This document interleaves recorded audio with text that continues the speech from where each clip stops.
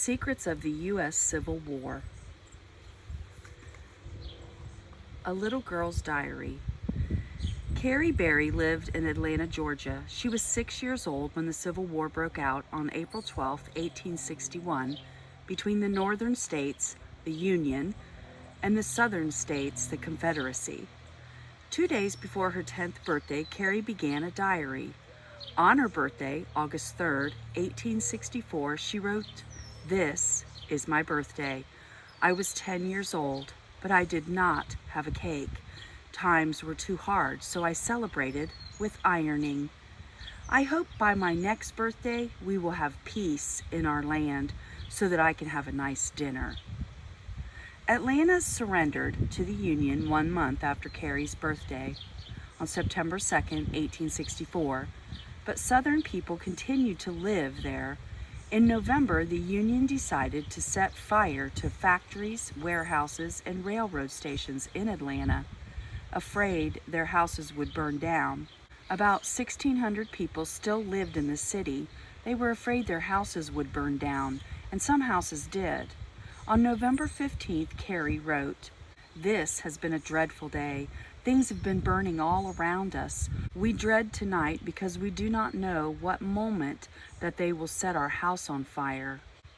Fortunately, Carrie's house did not burn down. The Civil War ended on May 9, 1865, before her 11th birthday.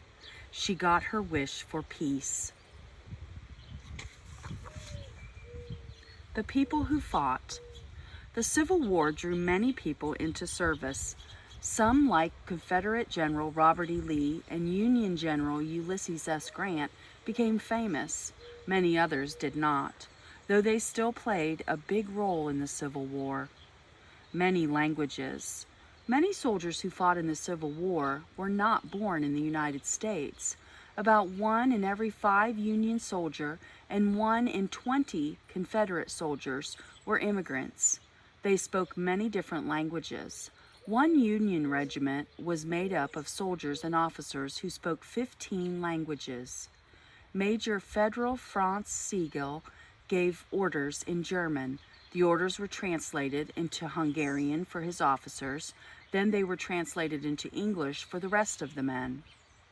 Women soldiers. Up to 400 women sneaked into the Union and Confederate armies. Some joined along with their husbands. Many were farmers' wives and daughters who were used to hard work. Uniforms were heavy and didn't fit well, which helped to disguise women's curves. Soldiers slept in their clothes and rarely bathed together. Women who were discovered were sent home, imprisoned, or even put in mental hospitals. Many were never discovered. Fighting fact. Sarah Edmonds Seelye was known as Franklin Flint Thompson in the Union Army. She was the only woman given a veteran's pension after the war.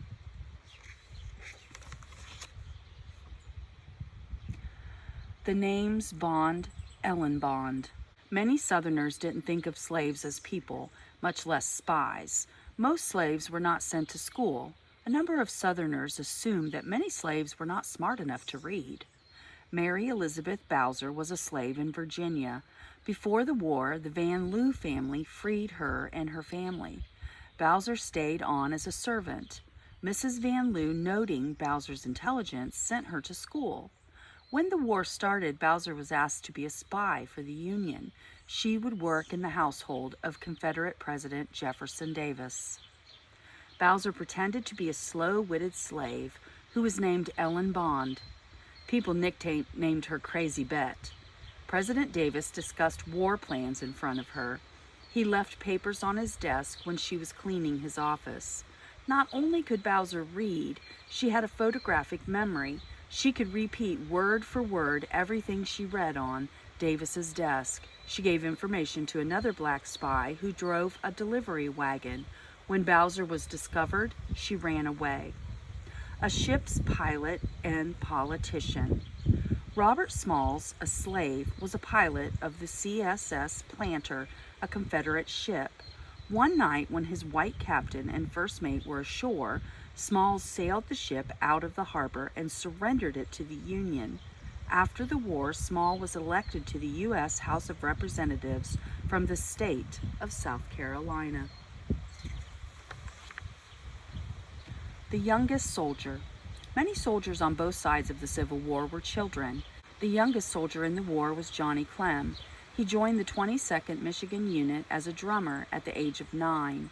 The other soldiers in his unit gave him money until he was added to the payroll. He served in the U.S. Army for 43 years, longer than any other Civil War veteran. His grave is in the Arlington Cemetery. American Indian author. General Eli S. Parker, a lawyer from the Seneca tribe, authored the Articles of Surrender, the written agreement that ended the war. Robert E. Lee, the South's main general, said, "I'm glad to see one real American here," Parker replied. "We are all Americans." Native Americans who fought. American Indian tribes fought on both sides during the war, but the Cherokee, Chickasaw, Choctaw, Creek, and Seminole Indians fought for the South. The Confederacy agreed to pay their tribes money. They also promised the American Indians representation in the government. After the war, the land of all the tribes that supported the South was taken away from them as punishment by the government of the United States.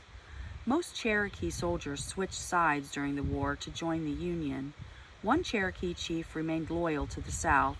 Brigadier General Stand Watie did not want to accept defeat and refused to surrender until a month after the war ended. Chang and En. In 1839, Chang and En Bunker came to America from Thailand, called Siam at the time. They were American citizens when the war started. Although they were Confederate supporters, Eng was drafted to fight in the Union Army, but that wasn't the main problem. Chang and En were conjoined twins. They were the original Siamese twins. One couldn't go without the other. Neither one fought, but their sons did for the South. Problems with uniforms. When the war started, there were not enough uniforms for the Union Army, and there weren't any standard uniform for the Confederate. Soldiers on both sides wore state militia uniforms or just civilian clothes from home. This made it hard to tell which side a soldier was fighting for. As a result, many soldiers were killed by friendly fire. Union Army uniforms were standardized and made the same for everyone in 1862. Confederates standardized their uniforms in 1863. Fighting fact. A great-great-granddaughter of Chang Bunker won the 2013 Pulitzer Prize for Music. Caroline Shaw became the prize's youngest recipient, winning at the age of 30. Fighting fact. Most of the more than 3 million Civil War soldiers were civilians who volunteered for the military service. The majority were farmers, but there were also blacksmiths, lawyers, dentists, and others. Chapter 2. Equipment and Technology. Changing equipment and technology from horses and ships to rifles and medical supplies had a huge effect on how the Civil War was waged. The dangers of being a general. Unlike modern commanders, Civil War generals fought right alongside their soldiers. Because they were often on horseback while their men were on foot, generals were easy to spot. There's a reason why they were 50% more likely to die than regular soldiers. Their horses were in danger too. Union General George Custer had 11 horses shot from under him. Confederate General Nathan Bedford Forrest lost 29 horses. Four-legged war heroes. Horses carried soldiers and messengers, pulled heavy guns, and carried supplies. They were heroes of the Civil War. The North had 3.4 million steeds, while the South had 1.7 million. Confederate cavalry units were formed by rich men who brought their own horses. Up to 1.5 million horses died in the war, but not all lost their lives in battle. Most horses died of disease and starvation and lived a life of just 7 months on average. The most famous Civil War horse was Traveler, who belonged to Robert E. Lee. Traveler lived through the entire war. Rifles. Rifles ranked as the most important weapons in the Civil War. Rifles were different from the muskets used in the Revolutionary War, the War of 1812, and the Mexican-American War. Muskets only fired one round at a time. Some new rifles at the time were repeating weapons that could fire up to 7 shots without reloading. While muskets were loaded from the front, some newer rifles could be loaded near the trigger. Rifles had greater range than muskets. Rifles could accurately hit a target 200 to 300 yards away. The range for a musket was only about 50 yards. Rifles got their name because of their rifled barrels, or barrels with grooves. The barrels of rifles had grooves that made the bullet spin, which meant greater accuracy. Civil War rifles used bullets called mini balls that were long and pointed at one end, while musket shot was round. Rifle specialists trained to hit targets at long distances were called sharpshooters. There were special units of sharpshooters on both sides. A new kind of ship. Ironclads, ships with outer hulls made of iron or steel, became important tools in the Civil War. At first, neither side had an ironclad warship. The Confederates took wooden warships and covered them with metal. Then they built real ironclad ships from the bottom up. A Union spy soon discovered what the Southerners were doing. The North then hurried to build its own ironclads. It successfully used ironclads to blockade the South and stop Southerners from getting supplies from other countries. Lost and found. To stop the Northern blockade, Confederates needed a secret weapon against ships. Confederates built a submarine called the Hunley. These subs were dangerous and unreliable, but the South was desperate. Although 13 men were killed in tests, Confederates used the Hunley to attack the USS Housatonic. The attack was successful, but the sub sank in the harbor. It was found about 140 years later, in 1995, with its commander and all 8 crew still at their post. Medical treatment. More soldiers died of disease in the Civil War than in battle. One reason is that doctors didn't know much about germs. They didn't wash their hands after treating a patient's wounds to protect the next patient. Doctors performed a lot of amputations to avoid infected wounds. They got so good at it that they were nicknamed sawbones. Doctors used painkillers for surgery, but antibiotics used to kill germs were not invented yet. More than 1 million soldiers got malaria, a disease spread by mosquitoes. Mosquitoes thrived in the hot, wet southern climate, but the number one killer during the war was dysentery. Soldiers got dysentery because they didn't take showers or wash their clothes. They ate from dirty dishes and drank polluted water. Soldiers also suffered from typhoid fever, yellow fever, swamp fever, smallpox, pneumonia, and tuberculosis. Fighting fact. One common medicine during the Civil War was calomel, made from mercury. Doctors used it to treat many different illnesses. Union Surgeon General William A. Hammond warned that mercury was poison. He was dismissed from his post for refusing to order it for many hospitals. Years later, doctors agreed that Hammond was right. Chapter 3. Battle Stories. The battlefields were where many of the most compelling stories of the Civil War happened. From the Battle of Shiloh to the Battle of Gettysburg, many Civil War secrets can be found in the very ground. Fighting fact. When the Civil War started, there were no such thing as the ambulance. Some wounded soldiers lay on the battlefield for days. As the need to remove these men from the battlefield grew, horse-drawn wagons were finally designated to carry them away. Battle of Shiloh, April 6th and 7th, 1862. Injured soldiers lay in the mud for days after the Battle of Shiloh in Tennessee. Normally, they would have died of infection in their wounds. Instead, they noticed a strange, unnatural glow coming from their wounds at night. They called it angel's glow. When the soldiers finally got to the hospital, doctors noticed that the patients with glowing wounds were healing. Nobody knew why until two high school students from Maryland did a science project in 2001. The students learned that the glow was produced by good bacteria called Pinellus stypticus, which glows in the dark. The bacteria came from insects.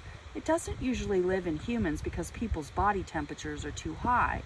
The bodies of the soldiers got very cold at night. The angel's glow fought off the bad bacteria in their wounds and kept the soldiers alive. Battle of Antietam, September 17, 1862. Confederate troops had captured some Union uniforms at Harper's Ferry just before the Battle of Antietam in Maryland. Wearing the blue uniforms they had captured, the Confederates made a surprise attack. The Union soldiers were confused because men wearing their own uniforms were attacking.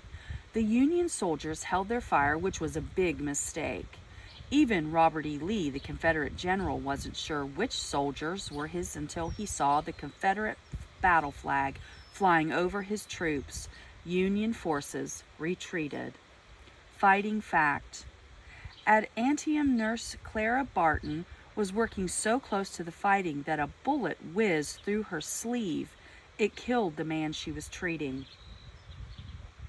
Siege of Vicksburg, May to July, 1863. In the spring of 1863, Confederates hid in Vicksburg, Mississippi, a town on a bluff overlooking the Mississippi River. If the North captured Vicksburg, it could cut the Confederate states in half and control river traffic. The Union Army attacked the town again and again for 47 days. At last, the Confederates surrendered on July 4th, 1863. Vicksburg refused to celebrate the United States Independence Day on the 4th of July for 81 years after the surrender. Battle of Gettysburg, July 1st to the 3rd, 1863. The Battle of Gettysburg in Pennsylvania was the bloodiest clash of the war. A total of 7,058 men died, 33,264 were wounded, and 10,790 went missing. Soldiers of the 1st Minnesota Unit captured the battle flag of the 28th Virginia Regiment. Many Civil War battles flags were given back to their original units after the war, but when Virginia asked Minnesota to give this flag back in 2013, the answer was no. The governor of Minnesota said the flag was earned with the blood of soldiers from his state. Battle of Chickamauga, September 18th through the 20th, 1863. As darkness fell, soldiers from the 21st Ohio Infantry saw some men coming towards them, but couldn't tell if they were friend or foe. When the soldiers asked which side the men were on, several voices answered, "We're Jeff Davis's boys." The Union troops thought they meant Union General Jefferson C. Davis, so they held their fire. Wrong. They meant Confederate President Jefferson F. Davis. The Ohioans were captured by Confederate soldiers from the 7th Florida Infantry. More secrets. More surprising stories of the Civil War may still come to light. Most of the war's battles were fought in the South. Letters and artifacts hidden in older homes in the South may be waiting to be discovered. The Civil War is bound to reveal even more secrets, one by one. The bloodiest war. Soldiers fighting in the Civil War numbered 3.5 million. More than 600,000 of them died or were wounded in the battle. More soldiers died in the Civil War than in any other war the United States has ever fought in. In terms of the number of people who were killed or wounded, the Civil War is the bloodiest war in the United States. Secrets of the U.S. Civil War.